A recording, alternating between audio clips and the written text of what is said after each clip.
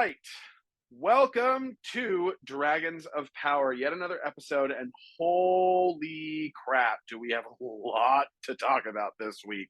We have more characters in Rings of Power that have the same name, and we have a lot more drama in House of the Dragon, Oh baby. yeah. Oh yeah. It was quite a week. Quite a week. Quite a lot unfolded in each of these worlds. Lots of danger, lots of intrigue, lots of violence. Yeah, This was a violent week in both worlds.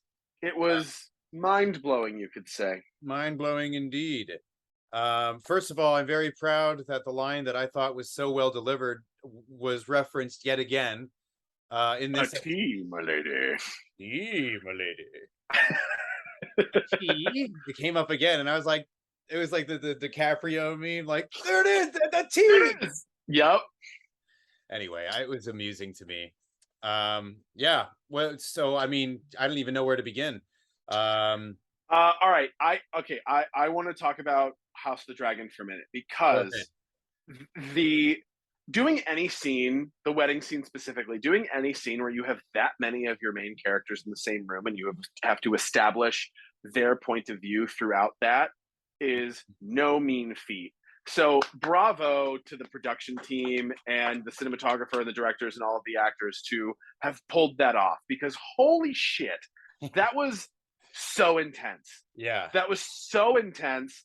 Very on the nose at a certain point too, which I appreciated, because there's going to be a lot of people who are not going to understand why Allison's green dress was important. So I very much appreciated the fact that they were like, they Hmm. kind of broke the rule of show don't tell, but they showed and told. They showed and told. Yeah. Um, and the music, once again, Ramin Djawadi just absolutely knocking it out of the park. Holy shit, that was incredible. And then in Rings of Power, I love the deeper establishment of the world we're in, the whole thing with Theo and the sword, Yeah. and Yeah. then the new guy, We'll get Adar, or the father, whatever his name is. we'll get into that for sure. Yeah. It was Yeah. nice to see those new characters. Nice to see Mm-hmm. a villain. Is it Mm. Sauron? Everyone asks in each episode, is that Sauron? Is that Sauron? Is that, Is it Sauron? I don't think so, no. I kind of get the impression that we're not going to meet Sauron until the end of the season. Which is great. I think that's a great move. And yet, Yeah. and yet I want I am getting to the point now where I want some more deliverables in the show. Mm. They're definitely setting things up well. They're going at a leisurely pace, a good, I'd say, Tolkien-esque pace. Mm-hmm. And yet I am They're ready Tolkien their for, time. they are Tolkien their time. I like that one. Indeed. Yes, they are Tolkien their time. Boy, that's gonna come back. That's gonna come Yeah, back that's for definitely sure. going to come back. I hope they pick up the pace a little bit. But there are some really great moments. I like how Rings of Power is not going for a Game of Thrones throwing spectacle at you. It's spectacular in terms of setting and worlds and costumes and so on, but it's They not throwing love yeah. their It's not lens feeding an flares. algorithm. It's not feeding an algorithm yet. Yeah, again, it's Hopefully like The won't. Last Kingdom on Netflix. Like, again, no shade to that show or any of the creators or people who worked on that show, but that is very clearly a show that is written by an algorithm of like, hey, this is what our audience wants, this is what our audience is getting. Mhm. Which I was worried about Rings of Power, because we all know Jeff Bezos loves an algorithm. Yeah. But it does seem like they're really letting the story take its time to unfold. Agreed. Which, it's one of those shows where like I wish I could delay my gratification until all of the episodes are out and watch them all in one fell swoop for the first time. But having the piecemeal and the time to digest it every week is fun. It is. Yeah. Yeah. And I will say, stylistically, the two shows are completely different. I mean, Yeah. it's Yeah. very interesting seeing what Game of Thrones figured out in season 8, Hmm. cinematography wise, how they have taken that and brought it into House of the Dragon. Yeah. Because the production level of House of the Dragon, like this, we have not seen the spectacle yet. Right. We haven't gotten there. Like, I'd be curious to see what their per episode budget is, because they're really focusing on the sets, the costumes, and the intention of the actors and the writing right now. We do not need these giant spectacles yet. We're gonna get it. We are 1,000% gonna get it. But I'm cool with them holding back. Yeah. I agree. Both shows seem to be biding their time a bit. Mm-hmm. We got a teaser of a battle in episode, I believe, 3 Mm-hmm. of House of the Dragon with Mm-hmm. the Stepstones and the Crab Feeder. That whole battle, that was Yep. great. That was like Which confirmed he was wearing a Sons of the Harpy mask. Say that again. He was wearing a broken Sons of the Harpy mask, like we saw in. Oh my god, I can't believe I'm forgetting the name from season 3 of Game of Thrones, season 5 of Game of Thrones. I've got a stupid question for you. Yeah, bring it. Let's hear your stupid question. What's the Sons of the? Who are the Sons of the Harpy? Remind me. The Sons of the Harpy were the people who did not want Daenerys being the queen of their city, and I can't believe. Can you look up the name of the city that she was queen of in season 5? I can't believe I'm forgetting this. It's not Karth. It's not Pentos. It is Marine. Okay. Marine. Do that again. It is confirmed that the Crab Feeder was wearing a Sons of the Harpy mask from Marine. And Steve, you had a question about the Sons of the Harpy, right? Right. I've got a stupid question for you. Who are the Sons of the Harpy? The Sons of the Harpy are basically like the elites that did not want Daenerys leading them in Marine, so they revolted against her. That scene of her in the little Colosseum type thing where they all attacked her when baby Drogon gets his first time to burn a large group of people to a crisp. Were they slave owners? Yes, they were the slave owners. Oh, they're the Confederacy of Game of Thrones. She like crucified each of them or something like that, right? Yeah, it was 166 noblemen who owned slaves in Marine, specifically because they took enslaved children and put them pointing where they were going along their path to get to the city. I see. Jeez. Yeah. Oh, I see. And that was the reversal. Okay, so Crab Feeder was wearing one of their masks. Crab Feeder was wearing one of their masks. Years before? 172 years. Well, I guess 169 years because there was a 3-year time jump from the beginning to that battle. Okay. What's the significance of that is my second stupid question. I don't know. I think it was really just a world building thing more than anything. Cool. Yeah. Cool. But I mean, jumping right into it, Daemon got a haircut.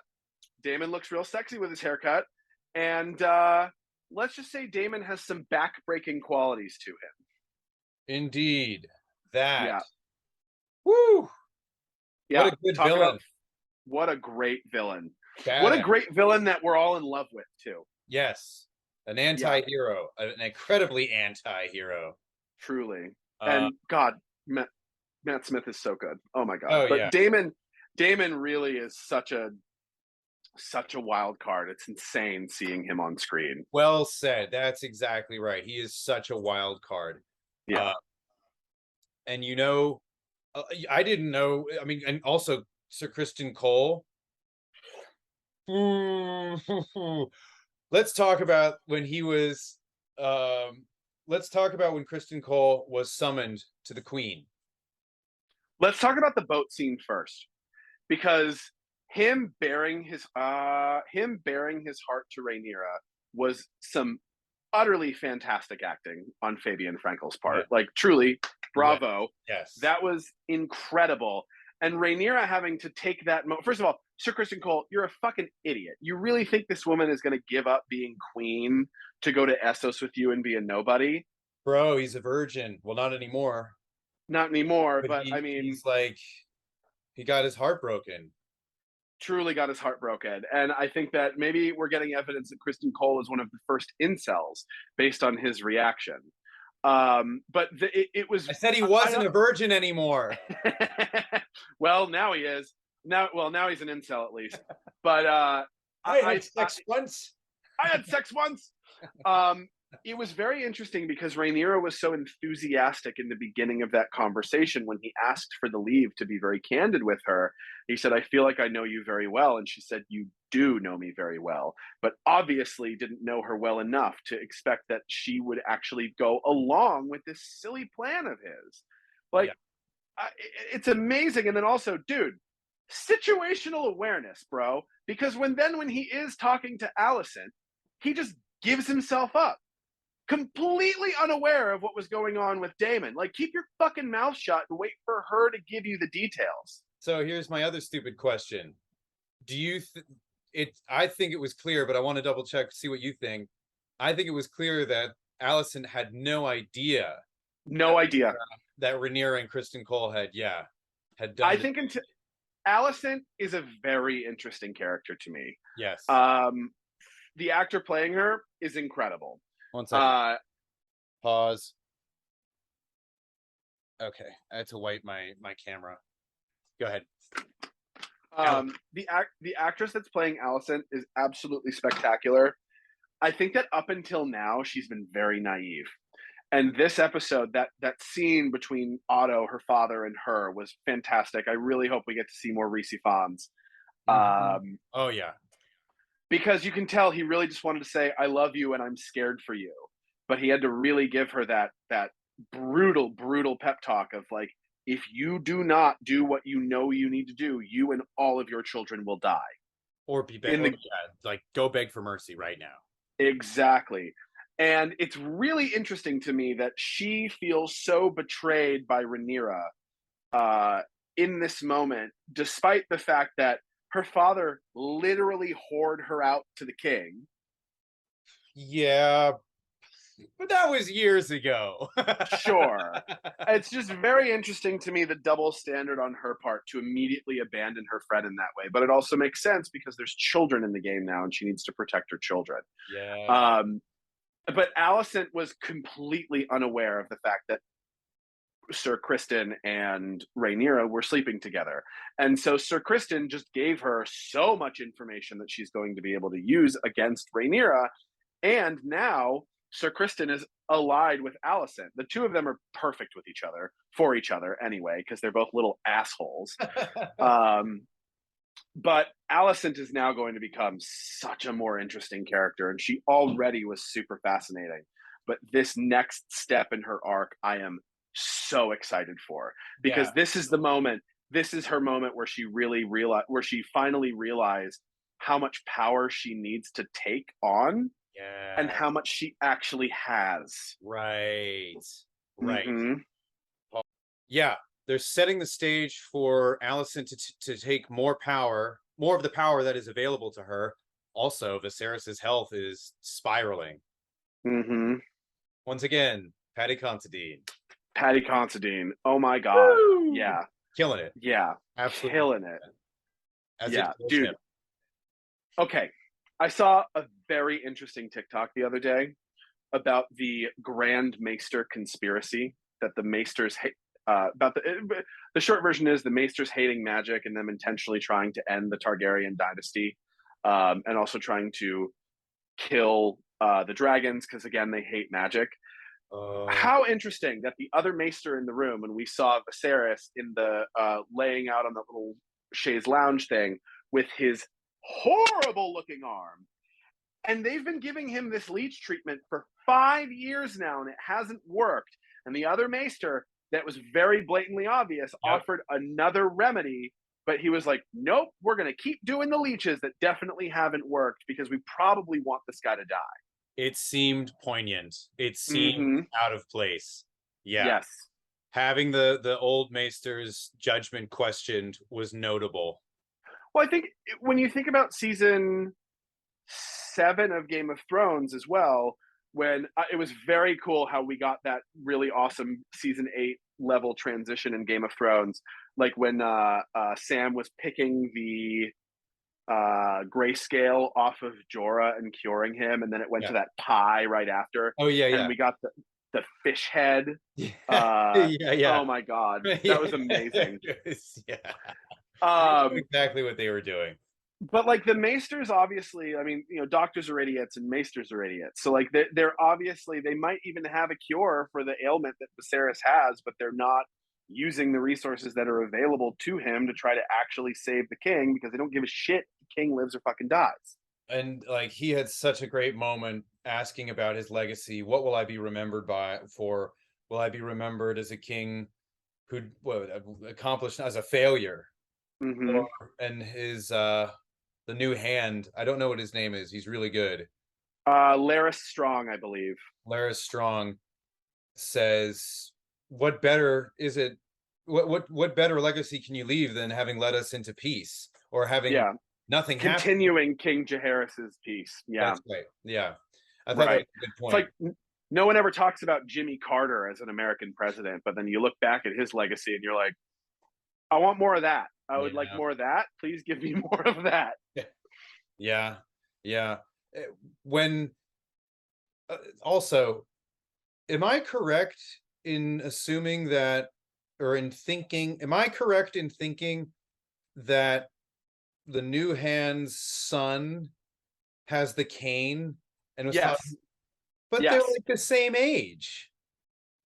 The two No. actors look so close in age, don't you think?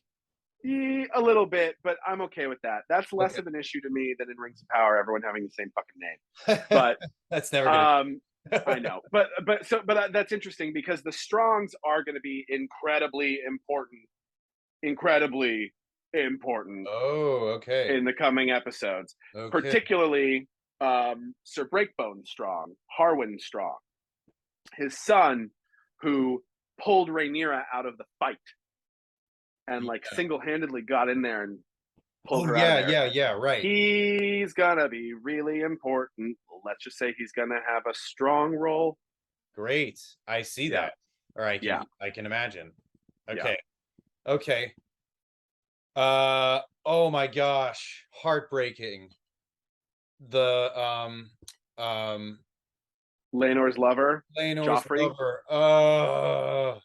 Yeah, And then yeah, the emergency shotgun wedding after. Oh. yeah. And the rat eating the blood. Oh Ah, yeah. so in the books, that is a little different. In the books, there's a tournament where I believe Joffrey gets wounded and he succumbs to his wounds. So they changed some of the storyline here and accelerated things, Is Joffrey which the I'm name of totally Laenor's lover? yes. Joffrey is the name of Laenor's lover. Um, also, just a quick side note: the wigs are bad. The Valerians' Bro. wigs are bad. Like, did they Yo.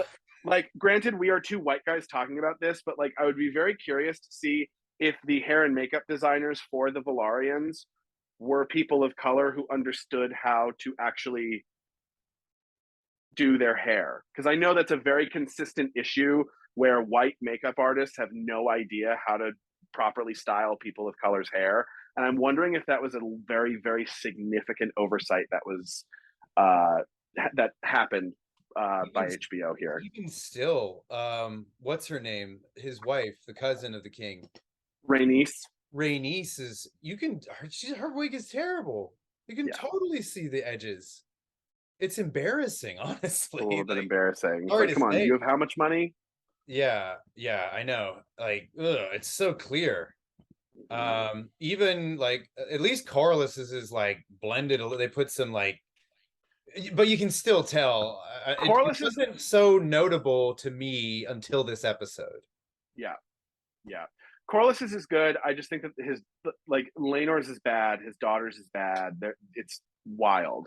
So hopefully that is something that is remedied by HBO, because I guarantee you there's someone out there who could do that and who deserves that job.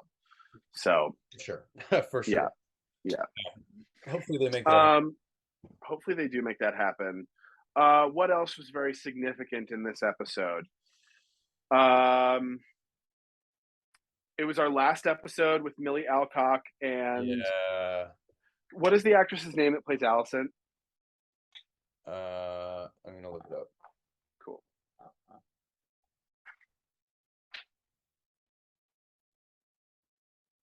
Olivia Cook. Oh, Olivia Cook. Oh, wait, no. Emily Carey or Carey. Emily Carey. Yeah, bravo to Emily Carey and Millie Alcock. We love you, and I Yeah, really hope they bring you back for flashbacks, yeah. because Jesus Christ, you two are fantastic. They had to carry a lot for the first several episodes. They had a lot of responsibilities and they killed it. They really did. They really, really did. They were fantastic, and they really understood the nuance and the depth of the character as well. Bravo. They did a great job of Bravo. that friendship deteriorating. Yeah. Yeah, The pain and the the pain. baggage and the history and the conflict, the Mhm. struggle, you know. Yeah. Yeah. They will be missed. Yep. They will very much be missed. Yeah, all in all, this was a fantastic episode. This felt like season 4 of Game of Thrones to me. Hmm. Cool. Yeah, I very much feel like they're hitting their writing stride, and the director, Claire Kilner. Claire Kilner, and the director, Claire Kilner, I am very excited. She is also directing episode 109, so either the finale or the penultimate episode before the finale. Oh. I cannot wait to see this woman's body of work on this show evolve, because holy shit, they gave her 2 incredibly difficult episodes to deal Yes. with, and Yes. she knocked it out of the fucking park. Yeah. Yeah. Cannot wait to see what else Yeah. she is going to do. Especially with Miguel Sapochnik leaving the show as a showrunner next season. I feel as long as this person is continually brought back, that they are in very good hands, because she is amazing. Yeah, I agree. These episodes flowed very, very nicely. They jumped from one person's POV to the next quickly Mm-hmm. without losing you. I tracked very easily Mm-hmm. on the last 2 episodes, Yeah. especially. Yeah. So the last thing we need to talk about is Alicent's entrance into the hall and why that is so important. The green dress. Okay, The so here's what I green. remember.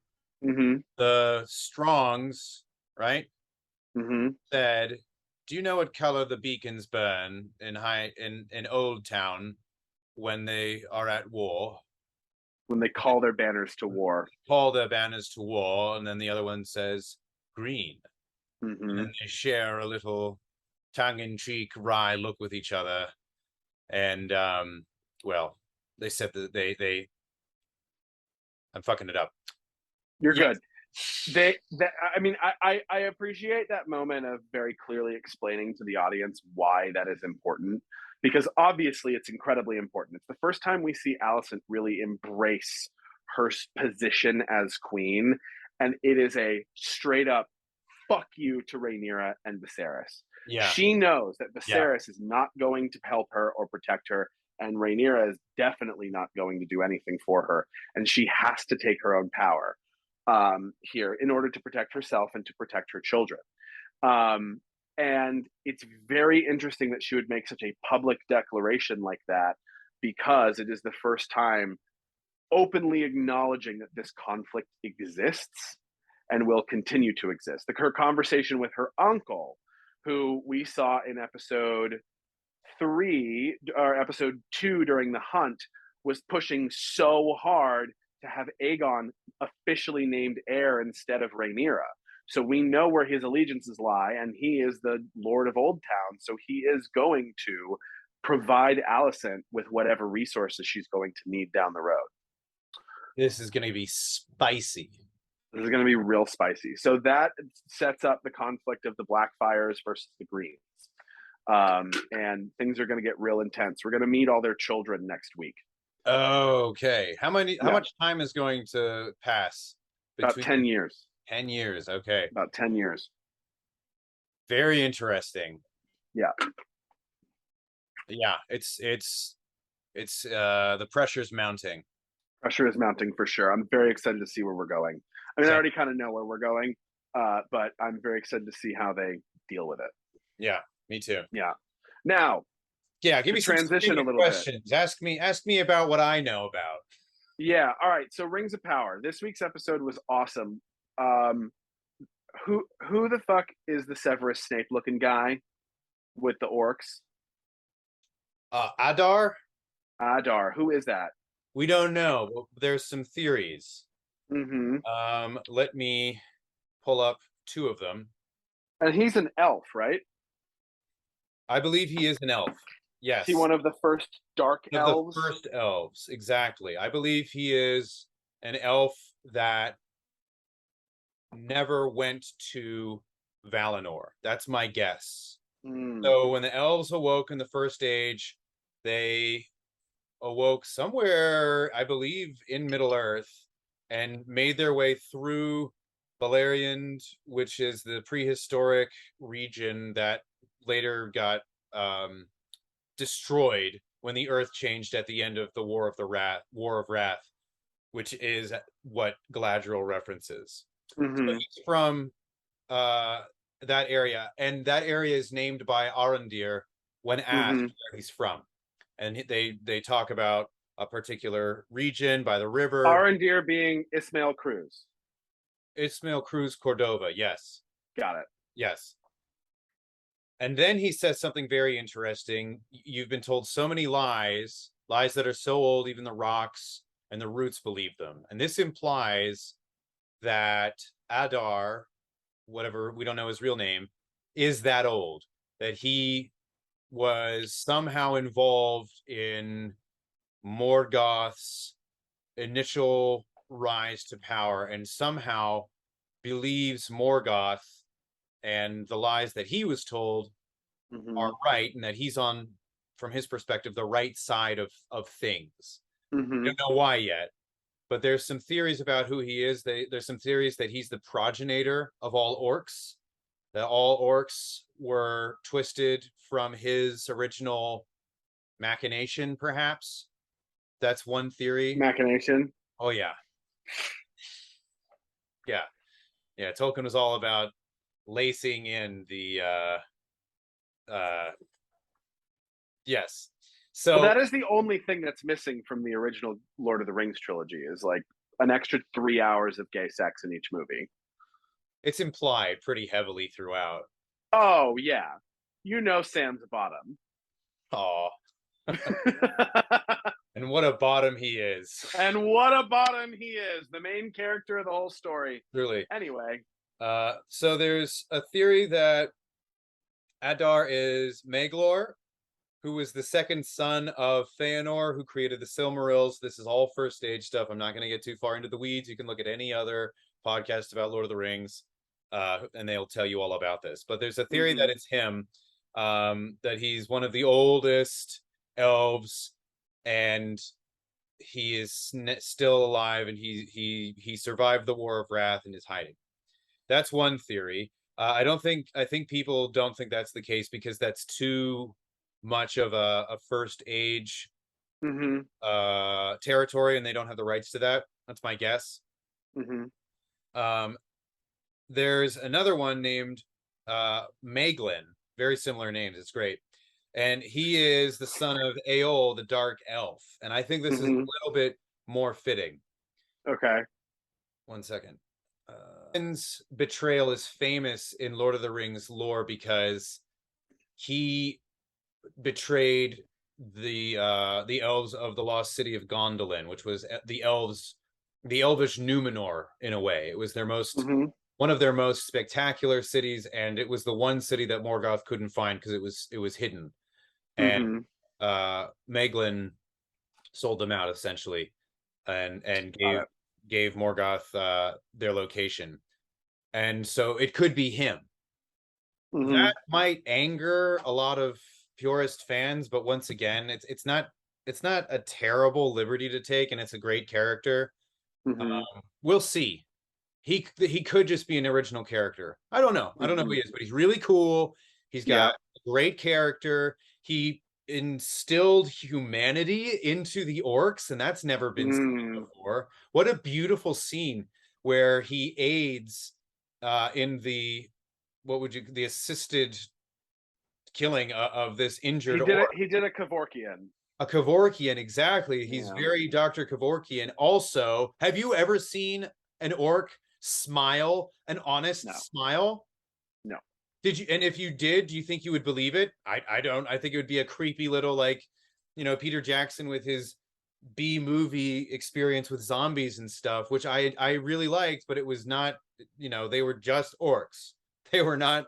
They didn't have ranks. They didn't have structure. They didn't have officers. They kind of Hmm. they barely spoke. These orcs being portrayed in this show are so cool. They're still evil. Hmm. I still don't like them. I still don't want to be an orc. However, they are scary, they are smart, and they can communicate. Yeah. And that's something really cool. And that smile, they earned it. I believed Yeah. it. And it was very, very moving in a very almost disturbing way. Mm-hmm. So I don't know who Adar is. I'm pretty sure he's not Sauron. Also, I'm going to say it again. Halbrand is not Sauron. No. Halbrand is not Sauron. I don't care what your No. reasoning is. He let Prince Doran is Sauron. Prince Doran is definitely not Sauron. I know. I'm just being But an let's asshole. talk about Prince. Yeah, let's talk about Prince Doran because this was an incredible episode for Owain Arthur. He Yeah. is absolutely incredible as the prince. He is so dwarven, and he's unlike any other dwarf we've ever seen. He definitely is characteristic of a dwarf. Mm-hmm. His emotions and the way in which he oscillates from joy to rage, and he has such a hunger, an appetite for life, which is really cool to see. And his conflict with his father Dane, and how badly he wants to mine the mithril, which we got to see for the first time. The mithril, which we got to see for the first time. He's killing it. He is absolutely killing it. There's so much heart in everything that he's doing, and he's creating an incredible scene for you to be on his side, for you to be like, yeah, what does dad know about mining mithril? He's stuck in the old ways. This could really be good for us. You see how genuine, and you see how obsessed but not driven mad Durin the Fourth is to mine, to finally mine the mithril. He sees that he knows he has to be cautious, but he wishes that they could just find a solution because he thinks it's worth it. He thinks it's worth the risk, and that's important. That is very, very important. Because then they're going to end up awaking the Balrog searching for the mithril. You think? Yeah. Well, not the meat grill, but yes. Mithril. Sorry. Oh yeah, the meat grill. That's from House of the Dragon.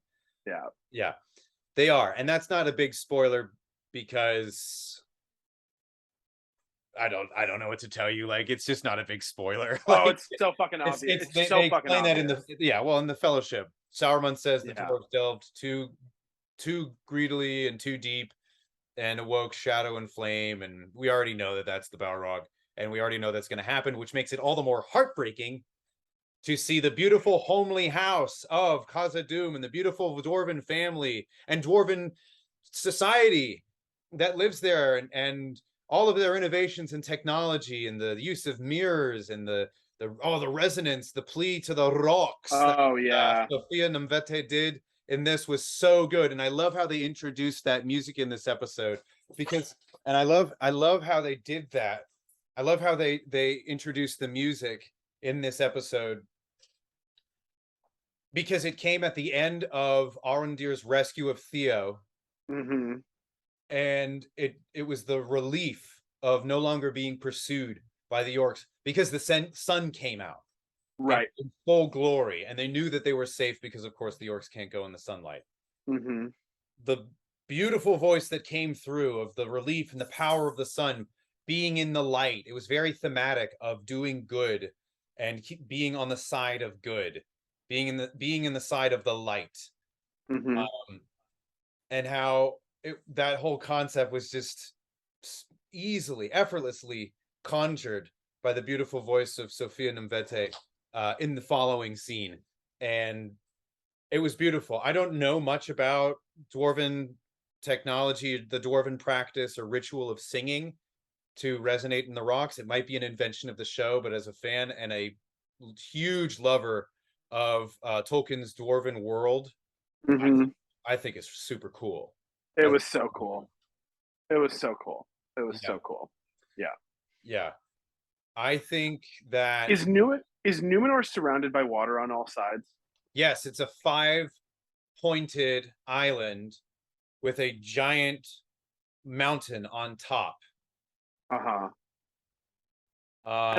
is it like surrounded by dams all the way around? Is that why the queen saw that vision of the water crashing in? The city that they live in is surrounded by mountains. So the city is inside of a mountain chain, and that's why with Got it. water rising up. Yeah, yeah. I thought that was very interesting that they included that. Mm-hmm. I understood why. So one of the criticisms I saw about this episode on Reddit was that the Numenorians went from cursing the elves to volunteering to go with them. They thought it was too abrupt and too unexplained, too rushed. And my first impression after watching the episode and reading that criticism was, oh yeah, maybe. But then I rewatched the episode and I thought, no, I think it's justified because it's signifying how important it is, or how importantly the Numenorians view the tree and the petals from the tree, and how strongly they believe that's how the Valar, the gods who gave them the island, communicate with them. And Mm-hmm. that's enough. That's enough to switch their mindset. Got Also, it. don't forget how it happened. Don't forget how the volunteers were called. When the order was issued, the first people to volunteer were Isildur's friends who Mm-hmm. were fired. So it makes Yep. sense that they volunteered first. It's their way back in to serving, Yep. to saving their career. And it makes sense for Isildur to volunteer because he's the reason why his friends got fired. So it would be dishonorable for him not to serve alongside of them and go with them. So that's Mm-hmm. three people. There's the first person who volunteered, the second, his mate, and then Isildur. That's three people. That's enough to get the ball rolling, to get enough Yeah. people to volunteer. That's my opinion. I didn't Yeah. think it was too much of a stretch. I thought they handled that well. And it was a great note to end on. And it's an idea Yeah. like, oh, they're building their army, they're building their forces. It's suggesting that there's going to be a great big conflict down the line. Mm-hmm. Now the Southlands, I want to say something. The sword, right? The hilt. Yeah. What's going on with the sword So there? we finally, I didn't, it wasn't clear to me in the first episode when they found it that that was Waldreg's sword, the barkeep. It wasn't clear to me. It was clear to me this time, and I'm glad they did that. And they explained how now that Theo has picked it up, he has been cursed in a way. So that sword is also being sought after by Adar. That's what the orcs have been looking for. So the sword is an old sword Mm-hmm. made for, I think, it was a gift, is probably my guess, that Sauron gifted it to them. Mm-hmm. We're gonna see what it's used for. It doesn't look like the Witch King's sword. Maybe it'll turn into the Witch King's sword. I'm not sure. Oh, that would be Maybe cool. maybe it'll turn into the mouth of Sauron's sword. I don't Mm. know, but it is certainly from Morgoth. It is certainly Mhm. evil, and it certainly has a binding quality, not unlike the binding quality of the One Ring, which will be made later on in the series. Right. So I thought that was fascinating. I thought it was really cool. I think Theo's the Witch King. That would be so cool. That would be so cool I if Theo guess. was the Witch King. I think Theo is going to be the Witch King. Yeah, that's going to be cool. Yeah, I mean, there was so much that happened in this episode. It was really, really well done. Okay, Gilgalad. Yeah, good. I'm glad you He's brought that up. shady as shit. He is shady as shit. That's Celebrimbor. Sorry, Celebrimbor. Thank you, Celebrimbor. Shady as shit. I know. I don't know what they're doing with that character. I don't know I how don't they're trust setting him this up, at all.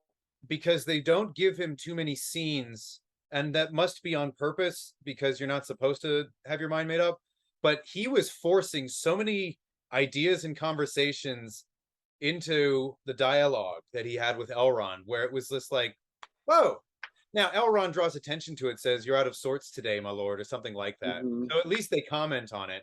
But what I didn't understand was Celebrimbor saying, like, he's either mad at me or he's hiding something. And I Mhm. thought, well, dwarves are always hiding something. How often are you speaking to Doran so that Right. not speaking to you is noticeable? That wasn't Mhm. established. Also, it's not so close. Like Khazad-dûm and Eregion, they are neighboring territories, but like it takes time to get there. I don't know why it's such a quick. That was a little bit of a. They established a walk. I kind of wish they showed that the journey, but whatever. They had to move on. It's not that big of a deal, but it does make it a tad confusing. I think they're going to enlighten us more. What I know is that Celebrimbor is the elf that creates this forge where these rings of power are made. They are made because, and this might be a bit of a spoiler for anyone who doesn't know the books, but they are made with the counsel of a being named Anatar, who the elves believe is a messenger from the Valar. They believe that Anatar is bringing gifts from the Valar. But Celebrimbor is hip to this at some point and realizes Anatar is not who he says he is. So the 3 rings then get made in secret, apart from Anatar's supervision. Who is Anatar, you might wonder? Well, Sauron. Anatar is Sauron. That is known, and that is in the appendices, and that will come to light. And I'm sorry if I spoiled that for anyone, but until somebody's named Anatar, they're not Sauron, not Halbrand. Yeah. Now the thing is, Sauron is a bit of a shapeshifter, so maybe Sauron took on the form of Celebrimbor. I don't know. Maybe Sauron is shapeshifting throughout the first season as all these characters that were like, that's Sauron, that's Sauron. I don't know. That's not supported by that would anything, but cheapen it. I feel like that would ruin the reveal. Yeah. So I don't know what's going on with Celebrimbor. We haven't seen Gil-galad since the 2nd episode. Yep. And I don't know. He and Celebrimbor know what's going on. Elrond doesn't. Elrond is just there to give Celebrimbor what he needs, and that is to broker a deal with the dwarves so that they can work with their tireless efforts and their expertise to bring this forge to fruition by spring. Right. And we still don't know why he needs the forge by spring. And if we don't learn about it in the next episode, I think I'll be a little disappointed, because it's like, okay, you've led us on this far. Elrond must be wondering at this point, okay, why does it have to be made so badly? Like, right, he's putting his friendship at stake by getting all this information, which they made abundantly clear. And, you know, what do you think's going to happen? You think Elrond's going to keep his word? Doesn't seem like it, especially in the preview for the next episode. Celebrimbor is holding the mithril, and it's like, why would you do that to my boy Durin? Like, why would you? You swore an oath to that good man, that good dwarf. Like, I don't know. It's a side of Elrond I don't know what to make of yet, but I think Robert Aramayo is still killing it as Elrond. Robert Aramayo is good. I just still see Ned Stark every time. Fair enough. Robert Aramayo is great. He's great. Yeah, that's it. That's all I have to say about that. Yeah, the acting's great in this episode. I want to shout out Cynthia.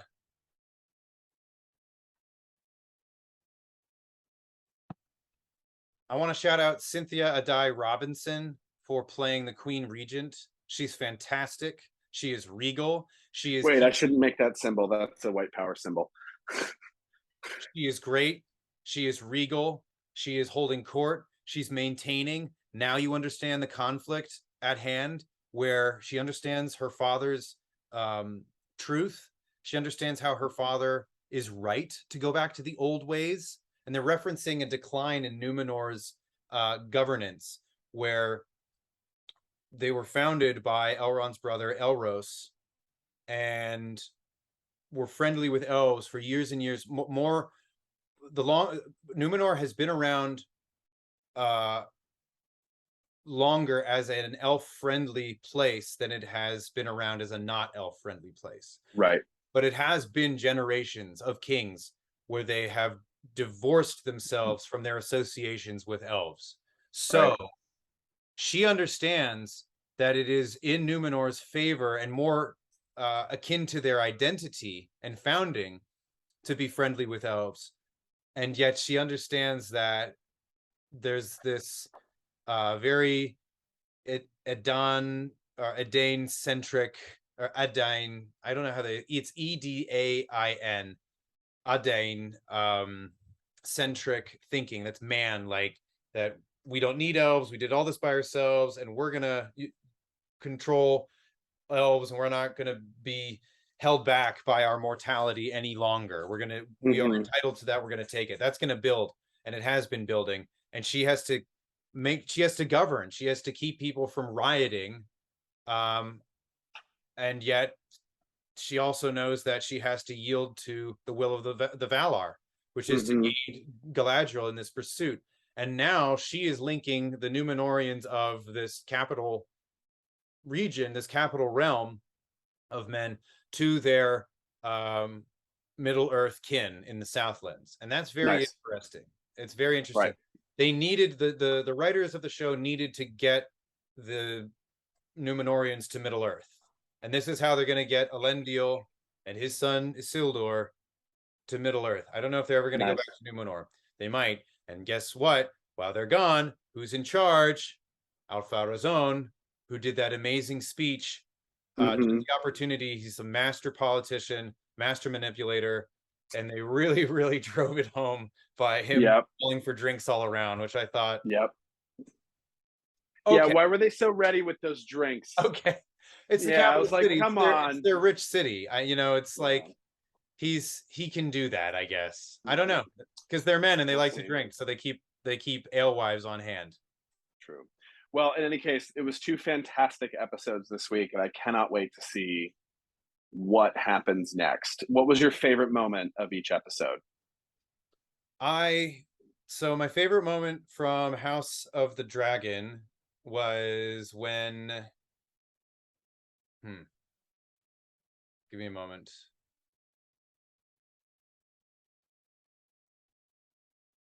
I'm thinking about Viserys.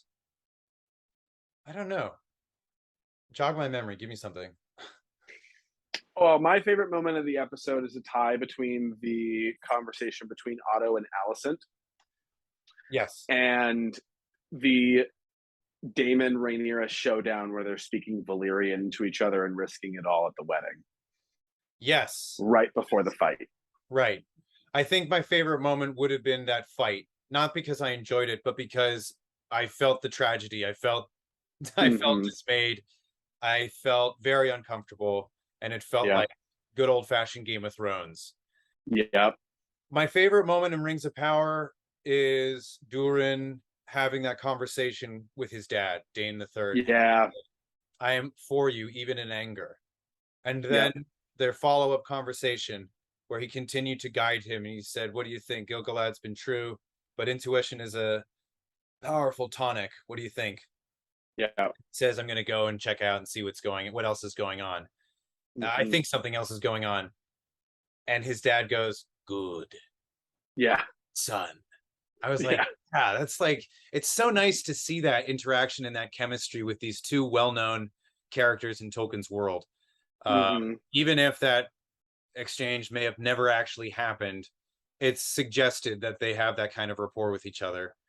Whatever, it's just suggested that there's a relationship between father and son, king and prince, king and heir. And it was neat to see that. That I'd say was great.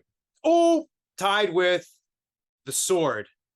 Yeah. And the sword happening. And that orc was so uncomfortable and disturbing when he licks the dagger and he goes, young blood, in like full earnestness. Who is he? Leonardo DiCaprio?